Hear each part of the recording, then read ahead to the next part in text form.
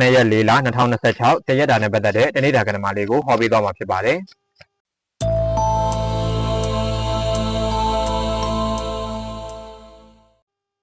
လွှမ်းမိုးချုပ်ကိုင်မှုတွေများနေမယ်ဖိအားပေးမဲ့သူတွေကြားမှာရောက်နေတယ်လို့ခံစားရမယ်လွတ်လပ်မှုနဲ့ဇိမ်ခံပစ္စည်းတွေအပေါ်မှာတတ်မှတ်မှုတွေရှိနေမယ်သားသမီးတွေနဲ့ပတ်သက်ပြီးတော့အကျိုးပေးကောင်းမယ်တန်တရားတွေကြောင့်ဖိစီးရတတ်တယ်အဆအရာရာသတိနဲ့နေဖို့လိုအပ်တယ်ဒီနေ့အတွက်ဆောင်းအရှောင်မဲ့ရာကတော့ကိုမမြင်ရတဲ့အနာဂတ်တွေအတွက်မျှော်မှန်းနေတာမျိုးကိုရှောင်ပေးပါ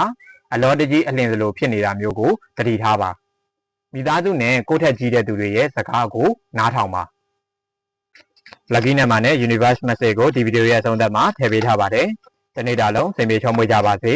ဒီဗီဒီယိုကိုဆုံးတဲ့ထိကြည့်ပေးတဲ့အတွက်ကြောင့်မို့လို့အားလုံးကိုကျေးဇူးတင်ပါတယ်